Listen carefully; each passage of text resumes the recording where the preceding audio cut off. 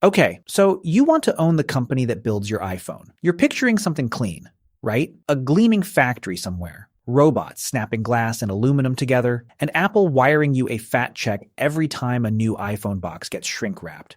You own a piece of the most valuable product on Earth. You're basically printing money in a hairnet. Here's the problem. That's not the business, not even close. The real business is stranger, meaner, and way more fragile than anything Apple lets you see in a keynote. By the end of this video, you'll know exactly how a company can move over $260 billion worth of stuff a year and keep less than 3 cents of every dollar. Why the most terrifying phrase in this entire industry is single customer concentration, and why Foxconn isn't really a phone company at all. It's a hostage negotiation that happens to make electronics. Let's start with what Foxconn actually is, because almost everyone gets this wrong. You think it's a manufacturer. It's not. A manufacturer makes a product and owns the upside. Foxconn doesn't own the iPhone. It doesn't own the design, the brand, the software, or the eye-watering margin Apple charges you for it. Foxconn owns the choreography. It's the company that takes a blueprint from Cupertino and turns it into 220 million physical objects on time, without a single scratch, for a fee that would embarrass a food delivery app. Foxconn isn't in the iPhone business. It's in the please don't fire us business, and it has been playing that game since before you were born. So what does it actually cost to build something like this? Let's talk scale, because the gap between the tiers here is where most people's brains quietly short-circuit. Small operations barely count. A few $100,000 gets you a rented warehouse, some pick-and-place machines, and enough capital to assemble circuit boards for local startups. You're basically doing electronics on consignment. Fine. Cute. Not what we're talking about. One tier up, you're a real player, something like the scale of Jabil or Sanmina. Hundreds of millions to a few billion dollars in invested capital, dozens of factories, tens of thousands of employees, contracts with companies who need volume but aren't obsessed enough to build their own supply chain god. Then there's Foxconn's actual home turf, and this is where the numbers stop making sense. The flagship site, nicknamed iPhone City in Zhengzhou, China, covers more than 5 square kilometers, and at peak season houses and employs somewhere between 150,000 and 350,000 workers on a single campus, depending on the month and how aggressively Apple is ramping up. That's not a factory. That's a mid-sized American city that also happens to assemble roughly half to 70% of the world's iPhones. Read that again. One campus. Most of a product line that generates hundreds of billions of dollars a year for someone else. And the campus doesn't look like a factory either. Not really. It has its own dormitories, cafeterias, medical clinics, basketball courts, even a football pitch. Workers sleep a few hundred feet from the line they'll be standing on in 8 hours. There's a reason for that. And it isn't generosity. It's logistics. When your business model depends on scaling a workforce up by tens of thousands of people in a matter of weeks, you can't have those people living scattered across the city, showing up whenever the bus runs. You need them on site, fed, housed, and ready to clock in before sunrise. So the campus isn't a perk. It's a control mechanism wearing the costume of a company town. Now, here's where the fantasy starts cracking. Because the hidden costs nobody warns you about are exactly what make this business so brutal to run. First, your workforce isn't stable, it's a tide. Before a big iPhone launch, Foxconn has repeatedly hired around 50,000 additional workers at the Zhengzhou site within just a few weeks. 50,000 human beings recruited, housed, fed, and trained almost overnight, purely to build up for a demand spike that will evaporate once the holiday season ends.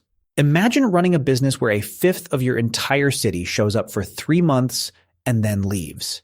Second, labor compliance is a minefield, and it's an expensive one. A 2025 investigation from China Labor Watch found that during the iPhone 17 production push, more than half of Foxconn's Zhengzhou workforce were classified as temporary dispatch workers, roughly 5 times China's legal limit, with staff facing excessive overtime, wage withholding, and forced night shifts. That's not a footnote.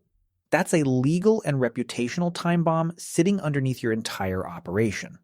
Third, you don't actually control your own destiny, geopolitically speaking. You're a Taiwanese company running your crown jewel factory inside mainland China, assembling products for an American brand, while the US and China take turns threatening each other with tariffs.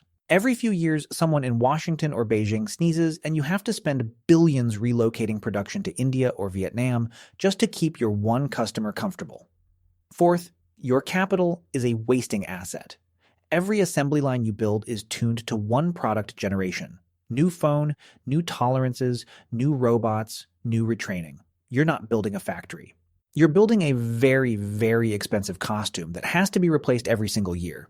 Fifth, and this is the one that sneaks up on people, you're not just exposed to Apple's fortunes, you're exposed to Apple's mood. When Apple decides it wants a second or third supplier for the same product. Purely as leverage, your factory's utilization can swing wildly based on a negotiation you weren't even in the room for. You built the capacity. Apple decides how much of it gets used this quarter. That's not a business partnership. That's being a very well-paid subcontractor who happens to run cities. So if the margins are this thin and the costs this brutal, how does Foxconn make any money at all? The answer is layers, and they stack in ways that are genuinely sneaky.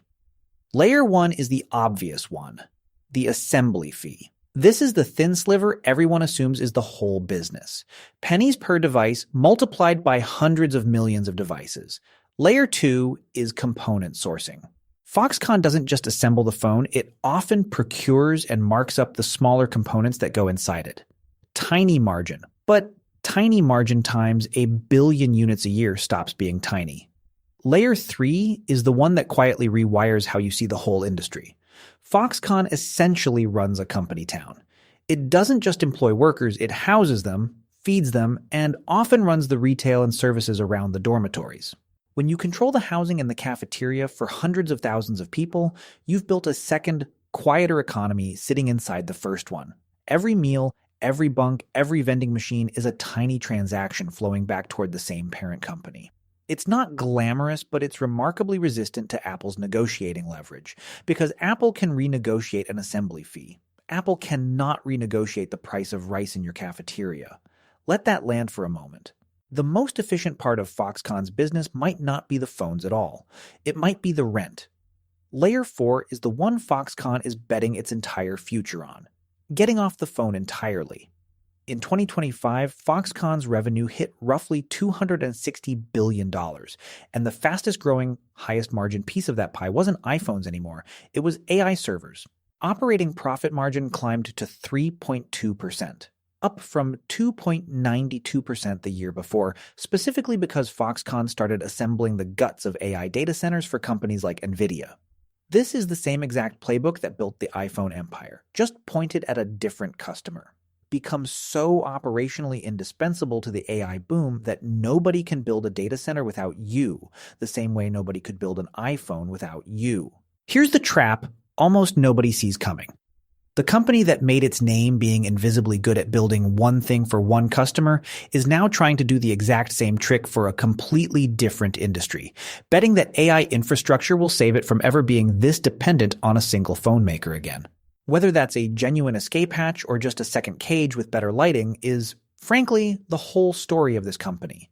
Now let's talk about the costs that eat everything, because this is where the whole model turns fragile.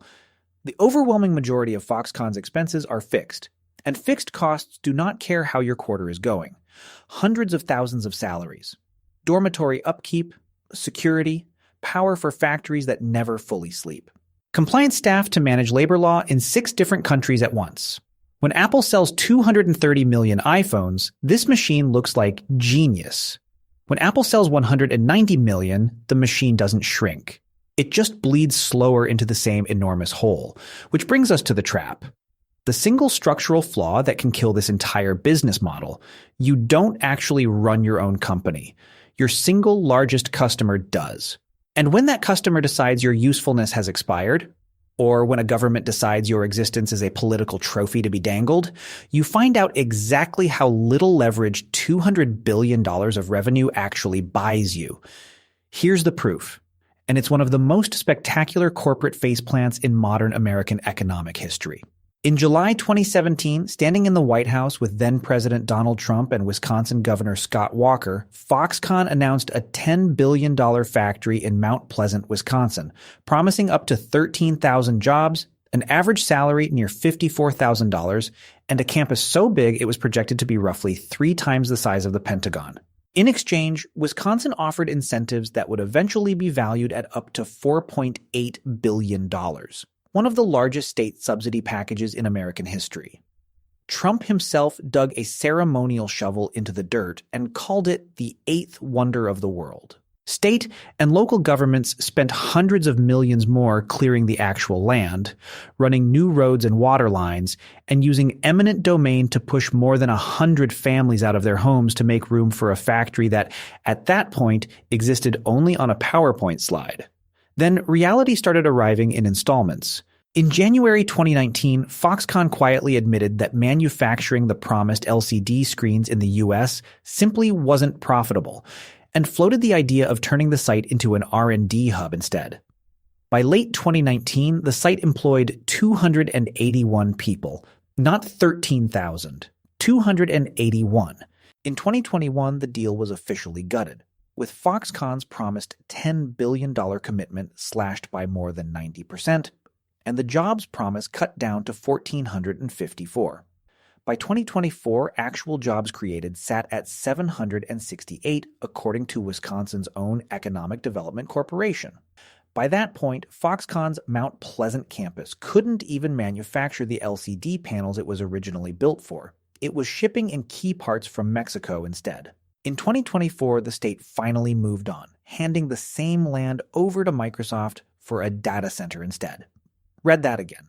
A sitting U.S. president broke ground with a golden shovel on a factory that 7 years later was quietly repurposed because the company that promised the American dream never actually built it. This is the trap in its purest form. Foxconn's entire existence depends on being desperately, aggressively useful to one buyer at a time, whether that buyer is Apple or a state government trying to look good on election night. The moment the math stops favoring the buyer, the promises evaporate, and there's no loyalty clause in a spreadsheet. So here's what a good year actually looks like versus a bad one. And the swing between them is genuinely violent. Start with the good year, 2025. Full year revenue near $260 billion, up 18%. Net profit around $6 billion, up 24%. With the AI server boom pulling margins upward even as smartphone assembly stayed brutally thin. Cash dividends hit a record high for the 7th straight year, with the payout ratio topping 50%. Everyone in the boardroom is thrilled. Now flip it. Late 2022 is the bad year. A COVID outbreak tore through the Zhengzhou campus right as Apple was ramping iPhone 14 production for the holiday quarter. Workers, terrified of lockdown conditions, were filmed climbing fences and walking down highways to escape the compound on foot. Production reportedly dropped to a fraction of planned capacity. Apple was forced to publicly warn customers of longer shipping times heading into its single biggest sales quarter of the year. One viral health scare, one panicked exodus of workers, and a company managing over $200 billion a year in revenue couldn't ship enough phones to meet Christmas demand.